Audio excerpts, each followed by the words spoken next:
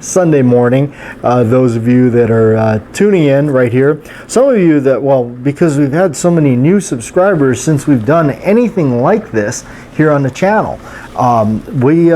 For those of you that are new to the channel, may be wondering what the heck kind of a video is this. This is something we used to do quite often, actually once a week we used to do it.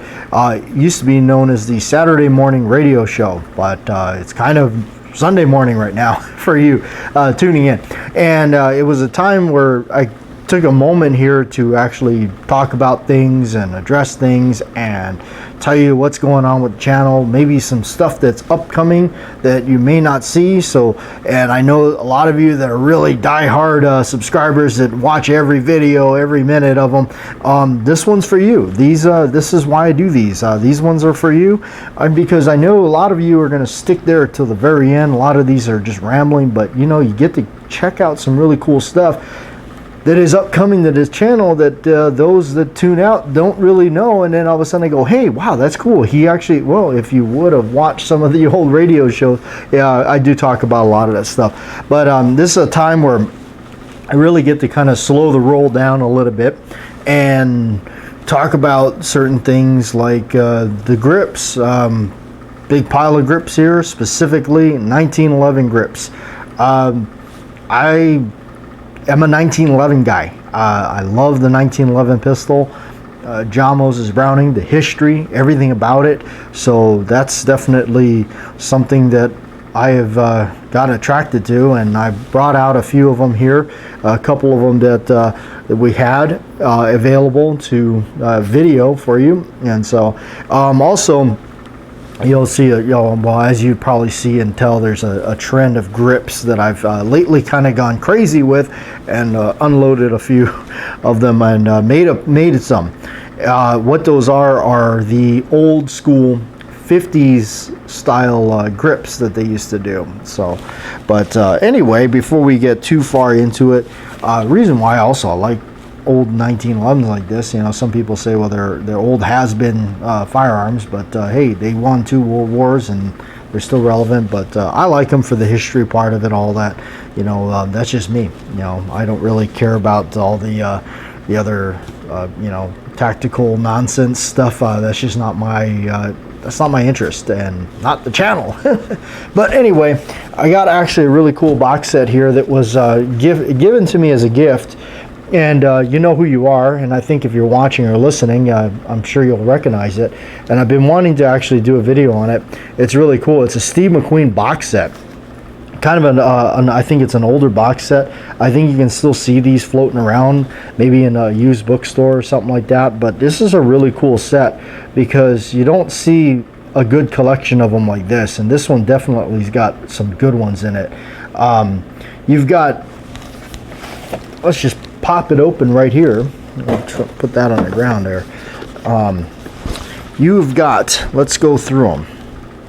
First one up right here, Never So Few. It's actually a really neat one that I've prior to getting the box set, did not have this movie. Really cool war film.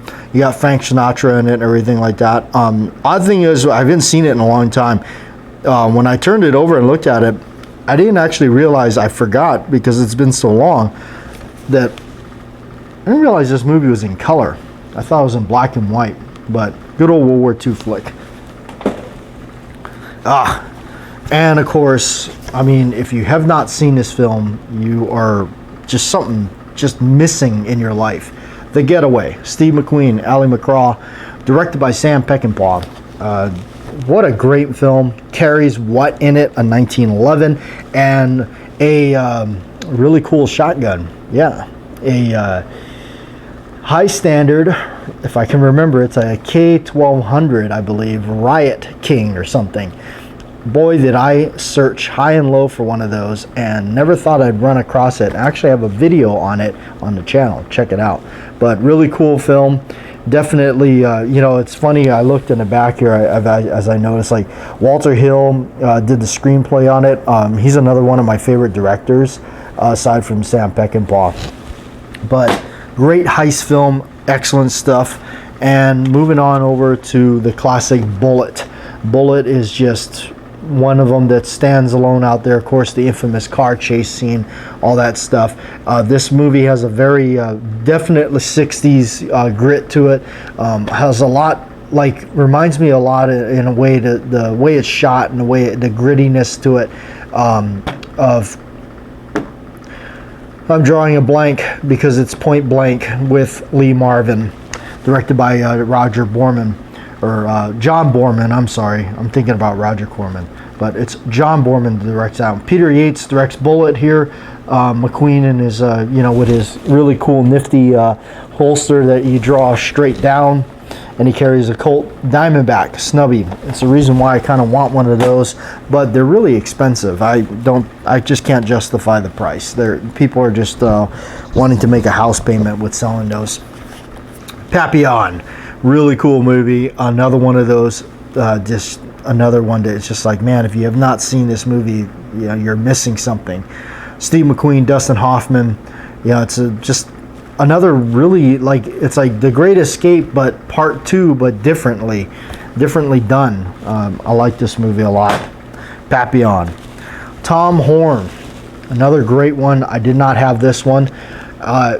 What a sad yet intriguing story this all is, and of course was filmed out here in the desert.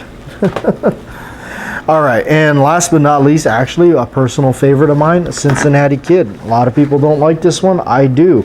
It's got Edward G. Robinson in it and Margaret. Ooh, but what a great film, gambling film, the whole thing. There's something about card movies and where they play cards like Maverick and stuff like that. Just great stuff. So it's a really cool box set that I had gotten. I've been wanting to just show it off at least on one of the shows here. So back to getting a grip, as I was talking about. So during the 50s and whatnot, from what I understand, the way Colt was going with a lot of their grips, and this is specifically for Colt. I'm kind of a Colt fanboy, heads up, so all my 1911s tend to be Colts. I just like the brand. I like the history behind it. I like the roll marks and all the fanboy stuff that we like. But going through, when you look at like World War I and their double diamond checker grips that they were doing, very similar to somewhere in this big old pile of grips that I have a set here. But as they moved on to like World War II and whatnot, you had like some of these, like these are really early wooden World War II grips. The prices on a lot of these things have gotten so stupidly expensive. It really is ridiculous. But these are original World War II wood grips before they went to the Bakelite or phenolic resin type grips. Like you see, these are original 1940 something keys grips right here, and you can tell that they're keys grips. These ones here, because they have some stranger markings on the back. You got the little K with the star on it and stuff like that. So they make a lot of reproductions of these, but I tell you, no matter what, you can always tell the real ones from the reproduction ones, even though they're really close. But there's a weight to the real ones, and there's a certain dark look to them. You can't fake that. And that's actually what's on this 1942 U.S. property A1. You got the original grips and everything like that. This is a really cool 1911. If you love them, that to me, that's like one of the brass rings to have, is one of the war guns, especially that one that's not a CMP gun and all that, which to me, that was kind of a sad moment with the CMP, that they just weren't what I was hoping they would be. This is what I would say, like a Battlefield fresh, came off, stuffed in the bag, took it home kind of a thing. And really cool piece. It just has not been refinished. It's got all the scars, the wearing, and boy, if it could talk. So moving on, here's those other grips like I was talking about, just the standard checkered ones with the walnut. So as they progress through making commercial guns, like this commercial gun, where Colt was doing these. These are really cool because this one here is a 1930s gun, that actually I threw these other grips on it, which more correctly, if you wanted to get all period correct and go crazy like that, you would actually want wood grips like this, where they're fully checkered. There's no diamonds on them. That would have been the correct grips for this. But as the commercial guns entered around to the 50s and stuff, they started to run out of the World War II grips, and they started to use their own. They remade some more phenolic resin grips, but this time around they added the logo in the middle, and they're brown and kind of orange, kind of marbling going through them. I think they were trying to simulate wood, as I heard the term referred to these as Colt wood grips. As I started looking around for them, and when thanks to Ken Hackathorn, he was doing a video that was not really like a promotional video. It was something that was just done in like a backyard kind of thing, which was cool. He talked about vintagegrips.com, which is otherwise known as Triple K or whatnot, out of California.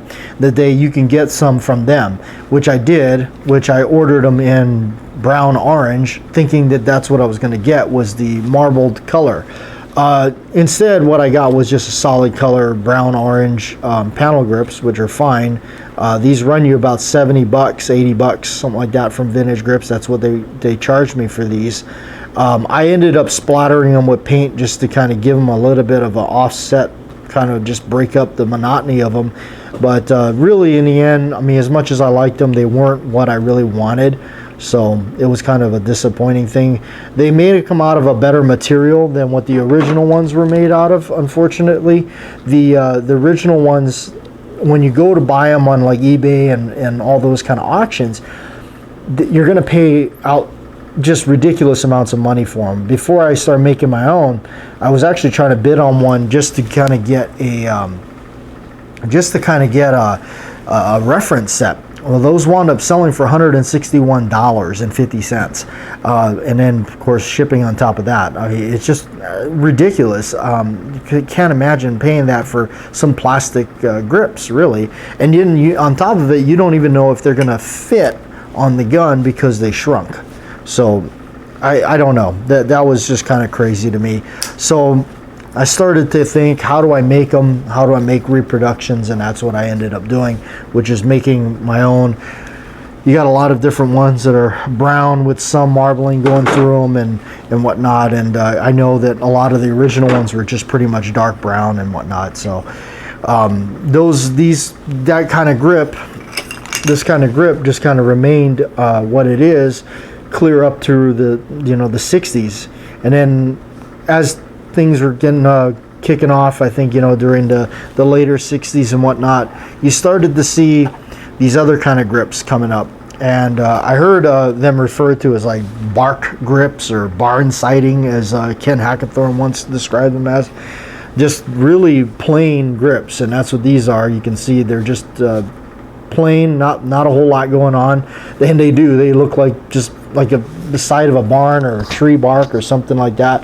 But again, those are really expensive. Here's another set that's a little bit in better shape, not so saturated with oil, with the silver medallions.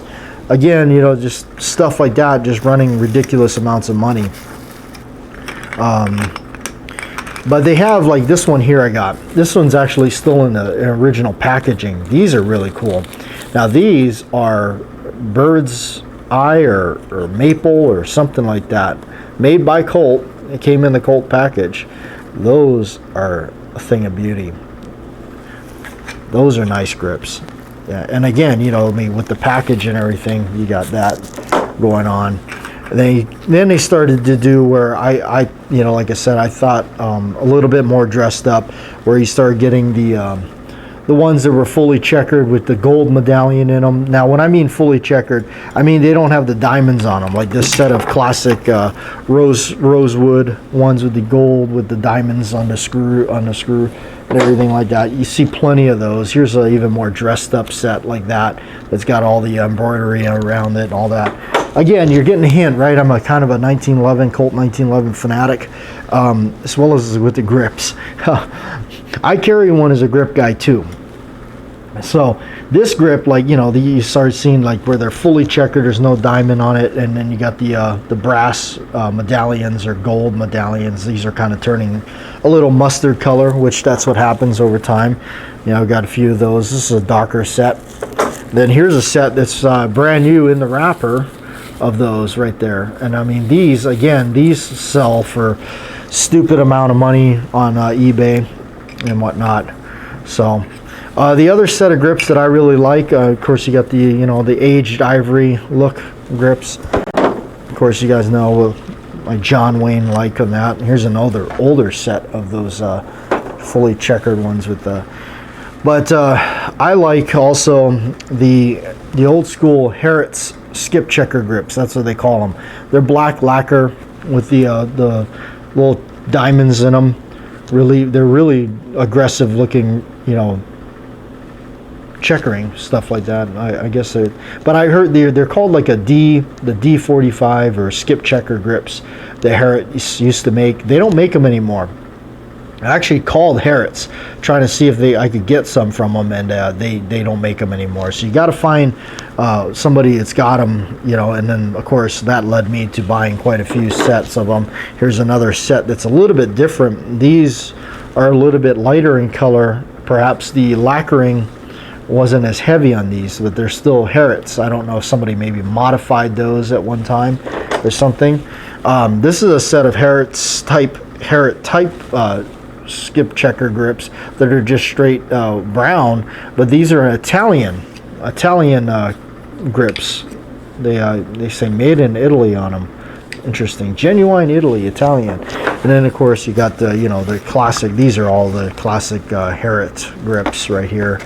Yeah, a couple of those, but yeah, kind of a crazy a grip. A grip. Get a grip. Get a grip on yourself. This is the classic, the new classic government model. I guess I heard it called the C series or whatnot. This is what Colt has got out now. I bought this when it first came out. When I first heard this was out and about, I became really interested in wanting to pick it up. Once I heard the good review from guys like Hackathorn that were talking about it, and of course I outfitted it with my own orange brown marbling grips that I make myself now. So that's why you're going to see them on like all kinds of them here. This is actually a little bit more of just a dark brown grip there. Let's put that one aside. That's a Commander gun. Really cool 1911. It's been faithful to me. It's never really hicked up on me. I fired it a lot. At least for, you know, my standards. I fired it quite a bit. Some things that I changed out on it, because I've had questions about that. People ask me, what did you change out on yours?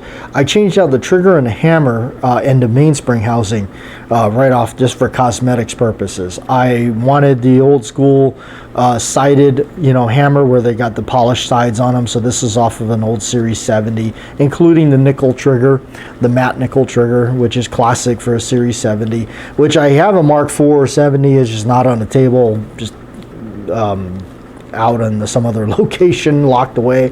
But you know, that's just kind of what I wanted to mimic. You know, get one to, you know, making it look like it. So, and this was kind of my attempt at that. So it's been a cool piece and everything. And there was one thing that happened that was kind of frightening, because I was a little scared. On the other side of the slide, where it locks up, where the slide release locks up there, it had like what it looked like was what it looked like to me was a crack. And I know that's like, oh, that's a terrible word when you talk about these things, and that's what I thought it was. But in the end, what it wound up being was, it's actually the slide stopped engaging. It scratched it, and it scratched it kind of deep. And it's just, you know, I mean, it's on the inside. It's not my main concern was, I thought it was something that cracked or something, but it ended up not being it. And how I found that out, or how I discovered it was just a scratch, was I polished it out it disappeared. And then what I did was I did a little bit of polishing around the engagement on the slide stop, hoping that would fix it. But ultimately what I did was I polished it out, cleaned it up real good, and then I took a Sharpie marker and I drew on it and made sure that it covered it real well. And then I put it all back together and I worked it, and I worked the slide, locking it back, letting it go, locking it back, letting it go, and then did a few repetitions of that. Took it apart, looked at it, and saw the line, and I said, okay, that's what it is. It's scratching it. It's not actually a crack, it's just scratching it. So, and it's on the inside of the slide. It's not like it's on the outside or anything like that. No, I mean, I've had this thing for over a year, and I'm proud to say the only little mishap I've had with it is somehow it's got a little scratch right there on the frame. Don't know how it happened, but it happens. It's just what it is. A little touch up would make it disappear, but I try to take care of it and not beat it up, but I do like it. It's a good 1911. I'm actually thinking about sending this away to a company that does it professionally. Colt wouldn't do it for me, but I want to get the whole thing done in royal blue. And that's because they have one that I did not get my hands on. They have a new one out called the Royal Blue government model, and when I mean it's royal blued, I mean they polished the rounds, the flats, everything. It is just gorgeous. It's a very good throwback to this gun right here, this old commercial gun, where it's just the bluing on it is just amazing. I love that. This is one of my favorite Colt 1911s. I shoot this often. 1930 vintage. This is just phenomenal. This is just so super cool. Anyway, let's move some of this away, because you know what, we got like a red carpet thing for you guys.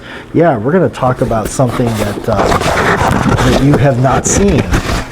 We're gonna put the old warhorse back in his box where he belongs. I do shoot it, but he likes to go in its box right there. Let's put that one down below here so we can get ready for some other stuff here, because we got red carpet treatment coming for you. All right, one of them is that you have not seen. This is going to be its first appearance here on the channel in a video, is a Colt Service Ace. This is such a cool piece. I never knew just how cool these things are. 22 caliber 1911. All right, now there's a lot of them out there. There's a lot of ones that they're just like a fraction of the cost. Walther makes some that are like, licensed by Colt and everything like that. But this, to me, there's nothing like it. There's nothing like one of these. This is a true full complete package, not like where it's just a slide that was put on a government frame. This is actually serial numbered according to the whole unit. It's a Service Ace model, 1978 vintage. When they started to redo these, this is a first year production when they started redoing them in the 70s, 78. They originally made them during the 30s and 40s for the military. Those guns were just top ends for the most part. They were shoved on top of the old government frame so that they could train with them, because 22 is obviously cheaper than 45 ACP to train. Now what's really neat about this is it's got what they call a floating chamber. It's got it back here, or the chamber kind of floats. It's this little extra section that you can remove, but it goes together. What that does, and I've heard two different things about it. One that makes more sense to me is that it creates more felt recoil, more power, but I think that was mainly to throw this slide back, because everything about this is exactly like the 45, exactly. The weight, everything. The slide is all steel. It's not like an alloy, lightweight material or anything like that. It's the full real deal. And I think it was done because they needed to figure out how to throw that slide back with some power. Now, it does, to give it its credit on the other part, where the rumor is that they did it so that you could feel more recoil. Like, oh, you get the feel of a 45 in a 22. That's a little over embellishment. I think it feels more like you're popping off like a 32 auto or something like that. where it does have a little bit more pop to it. It does. It actually does. I was impressed because I've never had one of these things. I never shot one. This is the very first time I've messed with it. So one of the biggest downfalls with this that I got to be one of the biggest complaints is the magazines. All right, now this one I was very fortunate to procure. This one actually works still. It's all, it's in good shape and everything. The follower is in good shape. These things are not cheap. They even if you want to get the reproductions by Triple K, get those, they're still going to run you like 80-90 bucks, and I still don't even know how well they function. My biggest complaint with these was the original one that it came with did not lock the slide back in the last shot, and why that really irks me is I don't want to be dry firing this thing, being a 22, especially something like this that's valuable, pecking the firing pin and whatnot. I don't like doing that. That's one of the reasons why I got rid of the Colt Woodsman, because of that reason. I like to take them out and shoot them, and so. But so I was trying to modify it. My other magazine is actually here. I've taken it apart. I'm actually making a ledge for it on the side here with a JB weld that it worked once, but it sheared it off, and so I'm trying to let it really take time to cure and everything. Maybe I was rushing it, but I did get this one as well from somebody, and it works great. You put it in there and it locks that slide back on that last round there, so.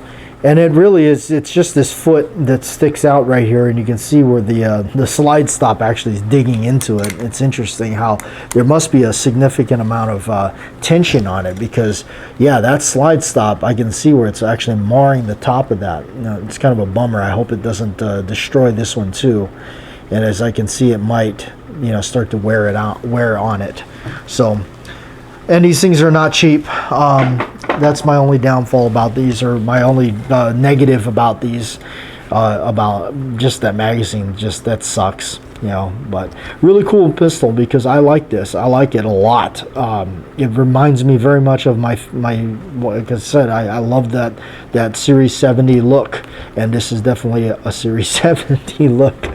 So, of course, I love, and you'll notice too, like most of my stuff here, I love that plain Jane GI look. There is nothing better than that. That's what I like. I just love the short beaver tail, that wide spur hammer, itty bitty sights, even though I can't see them too well. That's what I like.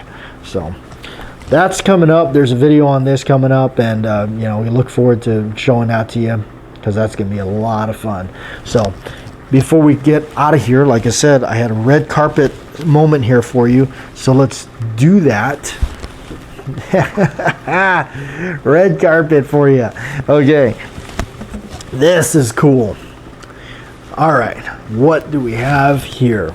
We brought it out for the red carpet for you guys. Okay,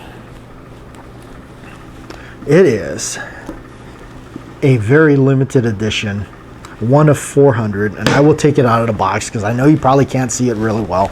It's a limited edition Royal Blue Combat Commander. It is just gorgeous. I mean, the royal bluing on it, the polish work on it is ridiculous. It's not over embellished. What I mean by that is it's jeweled on the sides of the hammer and sides of the grip safety here. It's got the gold cup serrations on the front strap. Like I said, it's not over embellished where it doesn't have all the gold flaking all over it, but the lettering is done in gold. It's fading out a little bit, but this is absolutely fantastic. I love the look of it, that gorgeous bluing on it because of its high polish. Absolutely fantastic. I got a video on this thing where we showcased it very well, and it pops out really good on the camera, and this box and everything. So, but here's the other thing. This is for you specifically, because this did not get shown in that video. This is the paperwork that it comes with, aside from that box that it comes with. But this is the whole shebang here. and it's really neat because I got one of these for my my World War One reproduction gun. Got the blue box, really gorgeous, you know, Colt blue box. These things are worth money in itself. And what's really neat about this is obviously you got all the usual stuff in there, but you got the original wood grips that it came with. Those ones that are on there are actually what, you know, is in there, but this is what's in the package. You know, obviously the booklets and stuff like that, little tags, and you know, I guess a number. Somebody wrote a number on that one. But here's where, and of course the key to the box, Colt lock, yada yada yada. But this is where it's really cool, because this is the whole laundry list and the certification tag of it. It's a Talo 1 of 400, and that particular one is serial numbered number 141. Yes. So, but anyway, this is some of the stuff that didn't get shown when we broke this thing out for the video and everything. So you guys get to see it right here for you. So anyway, I appreciate you guys tuning in and sticking around. If you have stuck around this long, that's really cool. I know there's a lot of you that are pretty hardcore fans of the channel, and I do appreciate it. We have gotten over 50,000 subscribers. A lot of the videos have, which to my surprise, have peaked over in the millions of views, which is absolutely beyond anything I ever thought I'd ever accomplish here. Considering we started this channel as just kind of a gag, just kind of kicking it around, thinking, well, I don't know, maybe somebody likes some of this stuff. So, but I appreciate it. If you made it this far in the comments, why don't you use a little name in your comment? Name it Royal Blue. That's just for you guys. I know there's a lot of you that do watch these things to the final end, and I do appreciate it. That's really cool, and that's why I do it. So thanks for tuning in. I appreciate it. I'm BATJAC J.W, and we're signing off.